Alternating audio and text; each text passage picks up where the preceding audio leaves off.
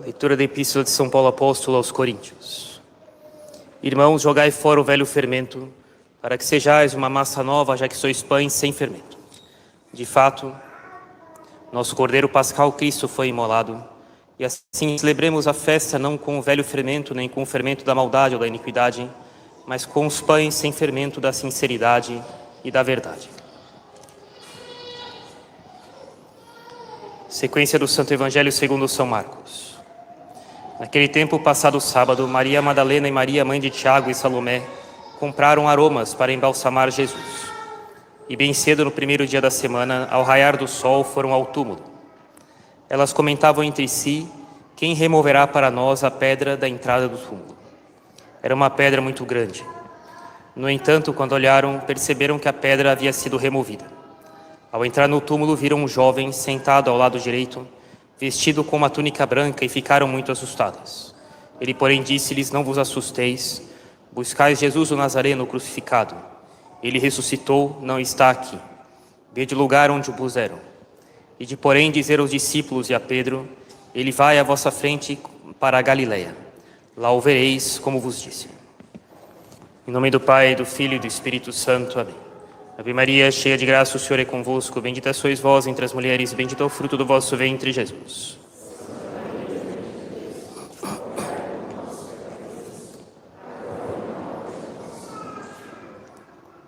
Podem sentar-se, por favor.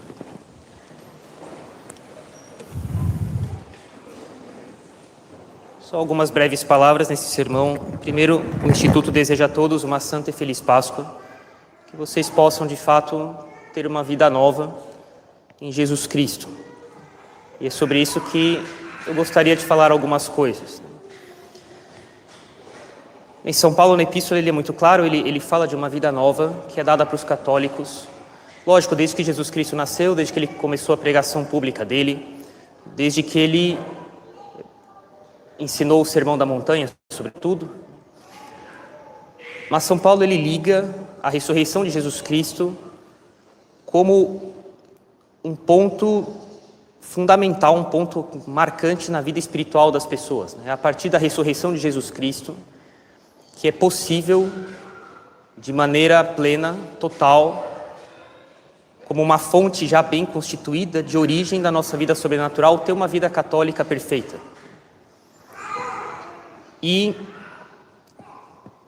na ressurreição de Jesus Cristo é possível ver o comportamento de algumas pessoas, né? O modo como eles se comportavam, né?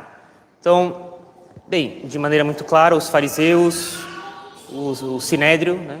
Vendo que Jesus Cristo ressuscitou, né? Eles sabem que eles não mandaram pegar o corpo, né? Os soldados narram que eles estavam guardando o túmulo e de repente saiu uma grande luz do túmulo e a pedra foi removida, né? Enfim, eles estão diante do sobrenatural, né? E eles ficaram aterrorizados e desmaiaram, né? E os fariseus, os sacerdotes pagam para eles um suborno, né? E dizem assim: se alguém perguntar alguma coisa, digam, atenção à razoabilidade do que vai ser dito, né? Digam que enquanto vocês dormiram, alguém levou o corpo, né? Como se eles então pudessem ver alguma coisa quando estivessem dormindo, né? Por outro lado, nós vemos os apóstolos e Santa Maria Madalena e outras pessoas, né, que elas parecem completamente perdidas.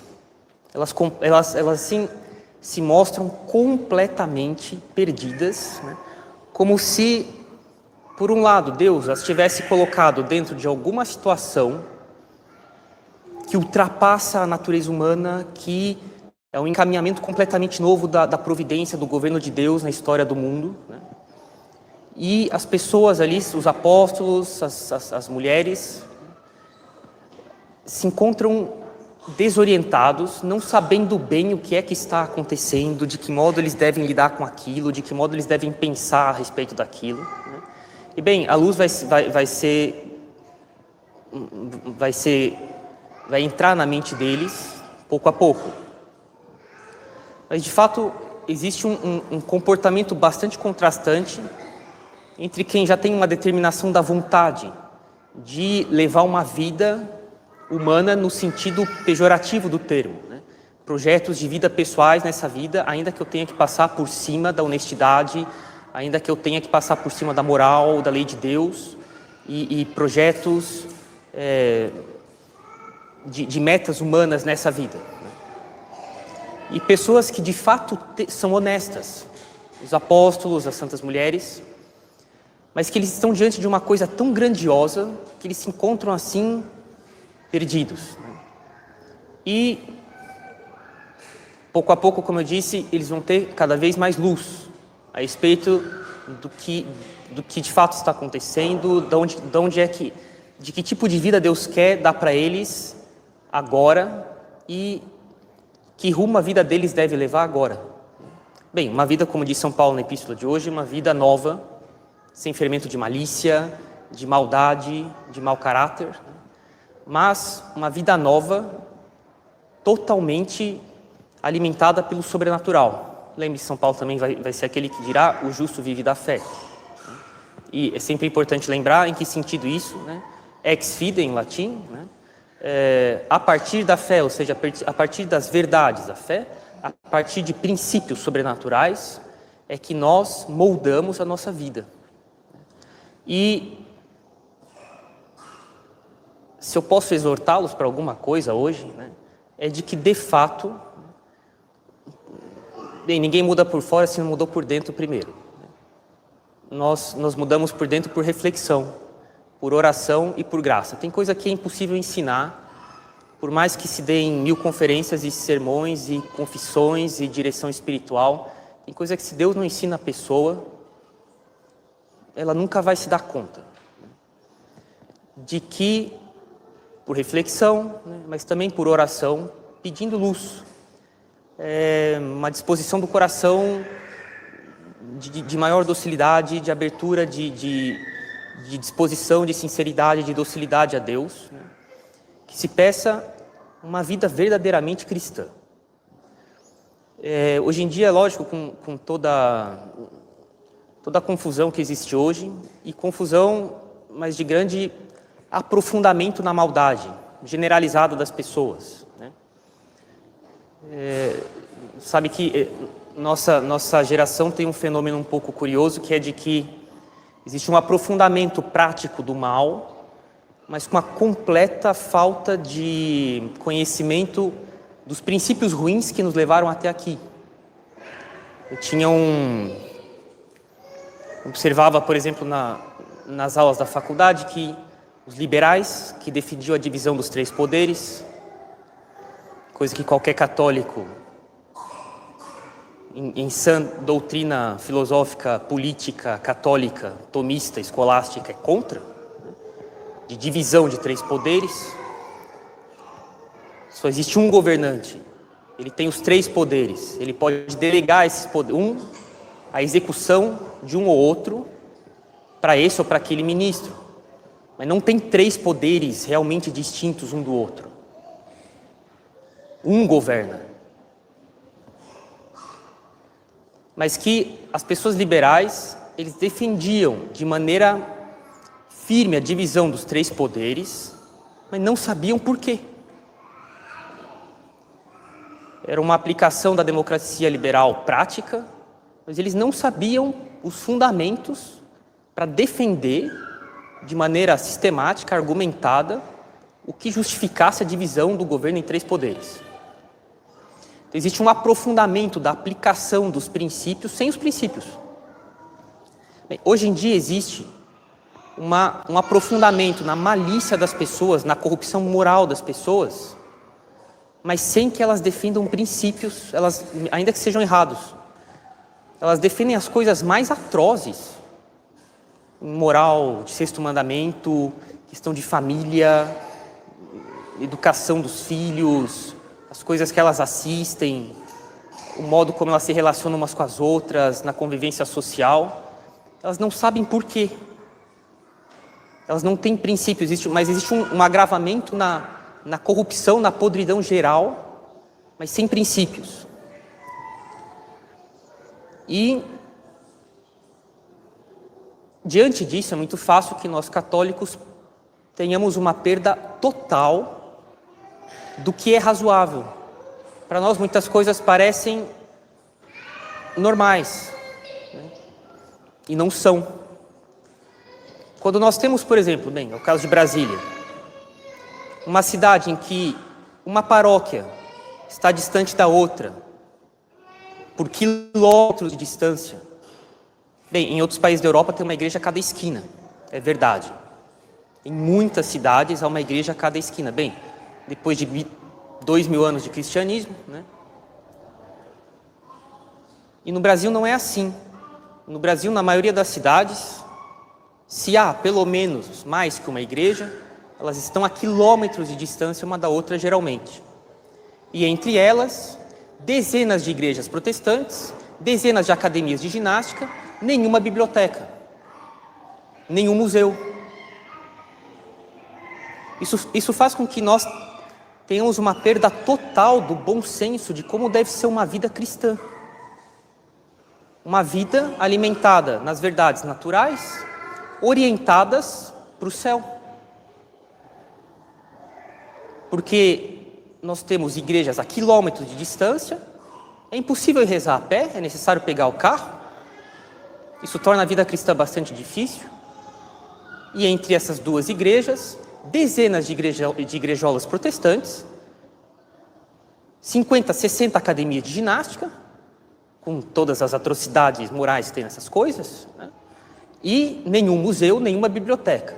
Essa é a nossa vida hoje. E isso, convivendo nisso, nesse ambiente, é fácil que nós tenhamos uma perda do que é uma vida humana católica razoável. O normal seria que tivessem várias igrejas para que as pessoas pudessem constantemente orientar a vida delas para Deus. Teria vários padres, porque cada igreja precisa de um padre. Os doentes seriam facilmente atendidos. As confissões seriam facilmente feitas. As pessoas rezariam com muito mais facilidade. Existiria um governo, uma orientação da sociedade muito mais fácil para a igreja, para Deus. Mas diante disso, é que, como diz São Paulo, nós devemos ter a partir de agora uma orientação nova de vida. Refletir diante do que Jesus Cristo fez na vida dele, as coisas que ele passou na paixão dele, na morte dele, e o que a ressurreição apresenta para nós como vida real que nós teremos depois da ressurreição dos mortos. Não é só para Jesus Cristo, é para nós também isso. Não ainda agora, mas isso vai chegar. E diante disso, de que vida eu devo levar? Uma constante reflexão sobre nós, cada um de nós, sobre si mesmo, refletindo, mas o que há em mim,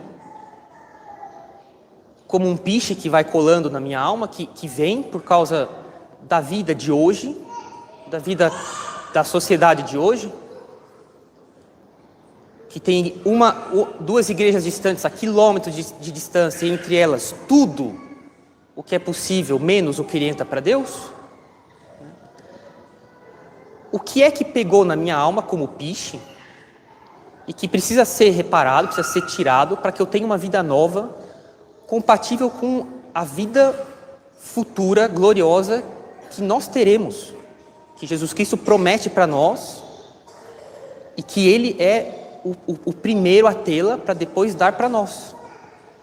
Eu falo que é um piche porque piche quando você pega com uma mão, depois fica colado na mão, depois você tira com a outra e também cola na outra, e para tirar demora, e é difícil. As coisas do mundo não católico, no mundo no sentido pejorativo mesmo, né? As coisas que de fato não nos orientam para Deus, elas colam na nossa alma, sentimentalismo, relativismo,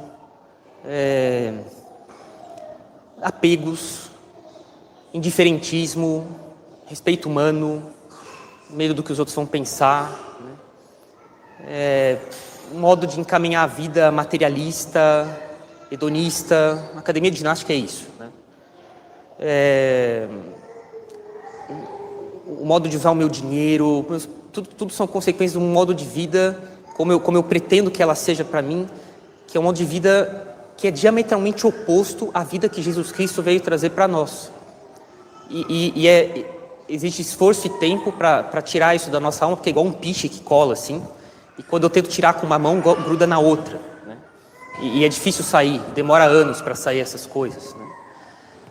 Mas Jesus Cristo, ele quer de nós reflexão e oração, e uma iniciativa ativa de purificando a nossa alma para ter uma vida nova, uma vida diametralmente oposta à que nos é oferecida hoje pelo mundo, mas que é a vida que Jesus Cristo nos oferece, uma vida nova em Jesus Cristo, uma vida verdadeiramente cristã. E cabe a nós reflexão e oração, porque, como eu disse, sem oração que nos arranque de Deus graças para ter luz de como é que deve ser minha vida e minhas relações de coração com Deus mesmo, de alma com Deus. A pessoa pode ter ouvido 1000 conferências e sermões, ela não vai ver. Existe uma formação que Deus toma para Ele pessoalmente, de cada um de nós, que nenhum sermão pode substituir. Isso a gente consegue rezando e entregando para Deus, abrindo a alma da gente para Deus, se colocando à disposição. Não é que a gente não esteja tão disposto assim, mas como diz São Francisco de Sales, é necessário dizer para Deus que nós o amamos de todo o coração, ainda que nós vejamos que não seja assim. Pouco a pouco as coisas vão se encaixando. E Deus vai dando para nós uma vida nova, e é essa vida que nós devemos buscar hoje, que São Paulo pede para nós, que nós a tenhamos e que nós não nos conformemos com esse mundo, porque basta ver o comportamento dos apóstolos e das santas mulheres diante da ressurreição de Jesus Cristo, né? Eles ficam completamente perdidos, eles estão diante de uma realidade assim, absolutamente impensável para a natureza humana. Deus os colocou ali, por graça, porque eles foram colaborando com coisas, mas eles sequer conseguiam imaginar onde é que isso iria parar. A grandiosidade e a elevação de onde as coisas chegariam. Também São Paulo é quem diz, os olhos nunca viram e os ouvidos nunca ouviram o que Deus preparou para nós no céu. É simplesmente inimaginável. Não dá para imaginar. É grandioso demais. E ainda que nós não vejamos isso, que nós tenhamos uma certa noção, sejamos capazes de tatear um pouco, a grandiosidade do que nos espera, vendo como os apóstolos e as outras mulheres ficam perdidos, porque é grande demais para eles. Eles sequer se dão conta de onde é que Deus os fez colocar os pés. E que isso seja um alimento para a nossa vida verdadeiramente cristã, que de fato é um ato de fé em Deus. Acreditar na grandiosidade da vida futura que Deus preparou para nós é, sem dúvida, viver de fé. E é isso que nós devemos fazer todo dia, sobretudo a partir de hoje, né? Levar uma vida verdadeiramente cristã, tendo em mente onde é que Deus me colocou, de onde é que eu coloquei os pés por causa de onde Deus foi conduzindo a minha vida, por graça, né? Que eu me entregue a Deus completamente, pedindo cada vez mais luz, para que eu pouco a pouco vá vendo a grandiosidade da vida que Deus tem para mim agora e sobretudo na vida futura, e corresponda de fato para Ele com uma vida verdadeiramente cristã. Em nome do Pai, do Filho e do Espírito Santo. Amém.